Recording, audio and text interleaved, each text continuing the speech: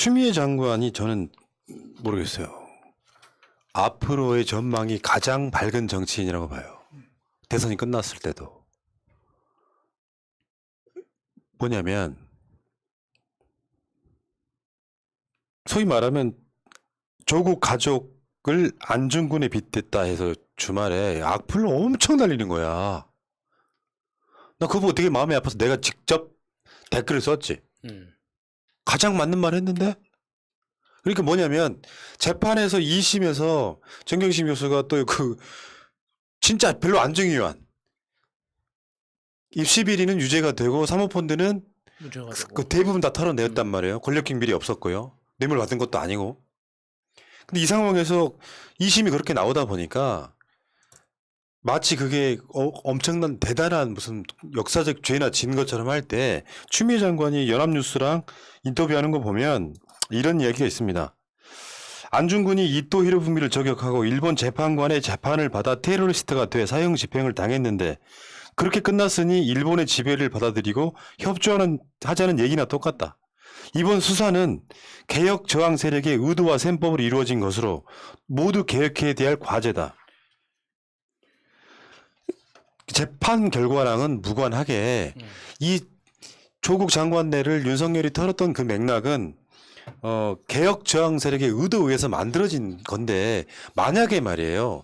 조국 장관내 특히 정경심 교수가 권력형 비리여서 민정수석의 직위를 이용해 가지고 굉장히 뭐 어마어마한 이득을 얻으려고 했다면 그건 당연히 처단 받아야 되지만 같은 맥락상 유죄가 나왔다 그래서 이게 검찰 개혁에 무슨 뭐 그 목적이 사라졌다거나 조국 장관내에 대한 조국 장관내가 이걸로 유죄를 받았기 때문에 검찰 개혁이 사라진 거 아니다.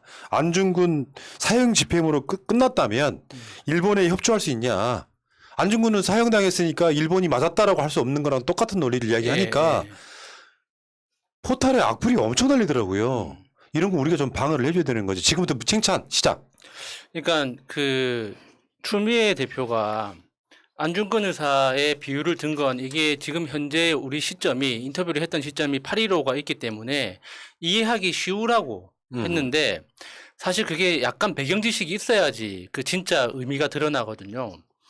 그러니까 사실 안중근 의사가 하얼빈역에서 이제 그 이토 히로부미를 저격을 했는데 그때 그 장소를 택한 이유는 거기에서 그 암살 활동을 했을 때 실제로 소련 재판부에서 재판을 할 것이라고 예측을 했기 때문입니다. 그 당시에는 일본 관할지가 아니라 소련의 사법 관할지였기 때문에 당연히 거기에서 일어난 범죄 행위에 대해서는 소련에서 재판을 진행할 것이고 그러면 소련 재판정에서 이제 국제재판소로 나의 이 사건을 넘겨달라고 요청을 해서 국제사회에 대해서 일본 일제의 만행을 알리겠다는 전략이었는데 일본이 그 국제법을 어기고 강제로 안중근 의사를 다른 형무소로 옮겨버렸어요. 그래서 거기에서 재판을 진행하고 사형까지 집행을 바로 해버렸거든요. 그러니까 그게 일본이 국제법을 어긴 거예요. 그러니까 만약에 그 당시에 일제가 법을 지켰다면 다른 결과가 생길 수도 있는 거죠. 그러니까 추미애 대표가 하고 싶었던 이야기는 검찰이 그리고 그 사법부가 법대로 원칙대로 제대로 수사하고 법을 집행했다면 이런 결과는 나올 수가 없다. 조국 장관 가족에 대해서 이런 식의 과도한 형량이 나오는 것 자체가 법을 왜곡한 거다. 당시 안중근 의사가 피해 입은 거하고 다를 게 뭐가 있느냐. 그렇죠. 이런 이야기거든요. 예. 그런데 그 언론에서는 안중근 의사의 어떤 역사적 키워드 그것만 끄집어내 가지고 살아있는 조국하고 돌아가신 안중근 의사하고 비교하는 게 말이 되냐. 급이 안 맞는데 어떻게 이야기를 하느냐. 이게 지금 논점 일탈인 거예요. 언론들이. 그러니까요. 그러니까 악의적으로 공격하는 거지. 네. 어쨌건 추미애 장관이 이런 말 할 수 있다는 건요. 정치인으로서는 엄청 큰 자산이에요. 거의 뭐 핵심을 확 찌르는 거잖아요. 정경심이 유죄가 난 거랑 검찰개혁이나 뭐 조국 장관내랑 사실상 무관한 이야기다. 알고 보면. 예. 맥락상 그런 거지. 현상적으로 봤을 때 판검사 카르텔이 정말 아무것도 아닌 걸로 조국 장관내를 도륙되는 장면인데 이게 마치 검찰개혁의 대의가 훼손이라도 됐냐. 이렇게 이야기하는 게 말이 안 된다는 것이고 일제적 관점에서 보면 안중근 의사가 사형당했으면 일본이 이긴 걸로 끝납니까? 독립운동의 그 대의는 죽어버린 겁니까? 똑같은 거다 이런 얘기죠. 지금 이 순간에 추 장관님이 안 계셨으면 어땠을까라고 생각하면 정말 아찔하다는 생각을 많이 할 때가 있거든요. 순간순간. 장관님이 어떤 이런 순간에 이런 판단, 이런 것들에 대해서 어떤 지표가 될 때가 되게 많이 있어요. 그렇기 때문에 우리가 항상 미안하다는 마음을 많이 가지고 있는데 이 페이스북에서 언급한 사람들이 지금 보면은 앞에 말했던 안중근에 대한 이야기는 언론이 목표를 두고 왜곡해서 일부러 그렇게 썼다는 느낌이 야수님의 설명을 들어도 많이 들고요. 그 다음에 이재용하고 이낙연 대표를 언급을 했단 말이에요. 저는 이게 언론이 좋아하는 딱 프레임에 이 세 명을 딱 집어 넣음으로써 정말 공격하기 좋은 소스로 언론이 대놓고 공격을 아직까지도 하고 있다는 생각에 추 장관님한테 더 미안하고 우리가 추미애 대표가 이렇게 공격을 받을 때 더 지켜줘야 된다는 생각이 드는 거예요. 예. 여기에서 다시 한번 저는 이 이낙연 대표의 탄핵 소추안 이야기를 또 하면서 이 악플에는 이낙연 극렬 지지자까지 붙어가지고 마치 추 장관이 민주당 후보가 아니라 국민의힘 후보라도 된 것처럼 공격을 받는 것이 정말 안타까운 맞습니다. 상황이라고 생각합니다. 그러니까 이제 이쪽에 계시는 분 중에 일부는 추미애가 잘못 대응해가지고 윤석열이 대선주자가 돼버렸다. 정반대로 기억하셔야죠. 윤석열이 그 지랄을 하는 데 있어서는 추미애 장관이 역사상 최초로 검찰총장에 대한 징계안을 꺼내들 정도였잖아요. 예. 그게 지금 공수처에서 수사 중인 사안이랑 연관이 있거든요. 그러면 윤석열이 저렇게 정치에 뛰어들었을 때는 추미애의 말이 맞았네라고 인식을 하면서 추미애 대표를 지지해 줄 법한데 지금 이렇게 자기 자신의 어떤 생각을 뭐랄까 좌고우면하지 않고 직설적으로 이야기하는 정치인 보신 적 있으십니까? 이 정도 이야기는 해줘야지. 이재명 지사의 사이다를 지금 추미애 장관이 혼자 마시고 계시는 건 그런 형국이지 않습니까? 근데 이전 정도 나와줘야 되는 거예요. 그게 정치인이고 이런 말을 함으로써 지지자들한테 평가를 받는 거죠. 이 정치인, 더군다나 추미애 장관은 제가 봤을 때 이재명 지사 버금갈 정도의 콘텐츠가 꼭꼭 무장되어 있는 사람이에요. 단순하게 검찰개혁 갖고 이야기하면 안 되고 맞아요. 추미애 대표 자체는 내가 전에도 말씀드렸지만 시야가 제일 넓은 정치인이라고 민주당 주자 중에 오히려 이재명 지사보다 시야가 훨씬 넓어 보이거든요. 아젠다도 풍부하고. 예. 근데 그런 과정을 제가 보자면 추미애 장관의 이런 그 주말에 연합뉴스와의 인터뷰 자체는 정말 저는 감동적이었다는 생각이 들었어요. 맥락을 찝을 줄 아는 사람. 맞아요. 거기다가 그러니까 저는 추미애 대표의 인터뷰나 이제 방송을 보면서 항상 이렇게 막 머리를 한 대 맞은 것처럼 이렇게 감동적인 게 사용하는 언어입니다. 그러니까 뭐 이낙연 대표나 정세균 그 대표처럼 정말 오래 선수가 많고 오래 정치를 한 사람들일수록 그리고 그 소위 말하는 거물급 정치인이 될수록 그러니까 서민들의 삶과 점점 멀어지잖아요. 뭐 그 쉽게 이야기해서 뭐 내가 운전대 직접 잡고 뭐 이렇게 운전할 일도 없어지고 지하철 타고 사람들하고 몸 부대낄 일도 없어지잖아요. 그러다 보면 자연스럽게 그 서민들이 쓰는 일상의 언어하고 멀어질 수밖에 없거든요. 그러니까 이렇게 정치적 사안이나 나라 안에서 일어나는 사건 사고를 보고 해석하는 관점부터 달라지잖아요. 높아질수록. 그런데 추미애 대표는 그게 아직 서민들의 언어에 대해서 너무 민감한 안테나를 갖고 있다는 거. 그래서 우리가 일상적으로 사용하는 그 언어를 가지고 굉장히 중요한 정치적 영역에서 우리가 알아듣기 쉽게 이야기를 하고 있다는 거. 그래서 자신이 어떤 생각을 하고 있는지 정말 투명하게 보여주고 있다는 거에서 진짜 많이 감동을 받거든요. 그러다 보니까 요즘은 마음이 자꾸 갑니다. 나 이렇게 흔들리는 건가? 막 이렇게 막 자꾸 마음이 가요. 막. 지켜주고 싶죠. 예. 네. 아무튼 저는 이렇게 생각이 들어요. 지금 대선 시기에는 자기 자신의 색깔이나 이걸 그냥 확 드러내서 평가를 받는 게 중요하잖아요. 그러니까 조국 장관을 지킨다 만다 이런 차원을 떠나가지고 조중동이나 보통 사람들 그 일부의 공격을 받을 걸 뻔히 예상하면서도 말을 던질 수 있어야 하는 그게 대선 후보의 가치가 있다고 생각해요. 우리 이낙연 존경하는 후보님은 그 언어가 너무 너무 이렇게 애매모호해가지고 저분이 나중에 뭘 하시려고 저러지 하는 생각이 좀 그런 상황들이 있잖아요. 예, 예.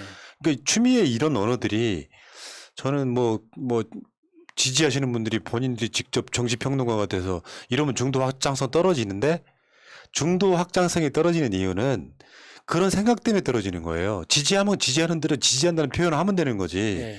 본인은 추미애 장관 지지한다면서 그런 말들을 가져와 가지고 저렇게 말하면 확장성 떨어질 텐데 하는 것 자체는 하지 말라는 거. 의미 하나도 없는 짓이에요.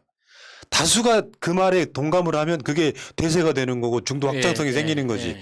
나부터 저 해갖고 추미애 말은 맞는데 저 말하면 중도 확장성 떨어진다고 말하는 당신의 그 머뭇거림이 확장이 안 되게 만드는 요소가 되는 거예요. 마음에 안 드니까 그렇게 말을 하는 거겠죠. 돌려서. 정치라는 게 되게 단순한 구조를 갖고 있는 부분이 분명히 있거든요. 근데 그거를 좀 이해를 못 하시는 측면들이 있어요. 제가 전에 말씀드린 것처럼 내가 지금 한 2주 연속 그런 얘기 하고 있는데 북한에 좋은 점이 있다는 이야기를 했더니 많은 사람들이 말리는 걸 보면서 그러니까 남북 통일이 안 되는구나. 좋은 점이 있다니까.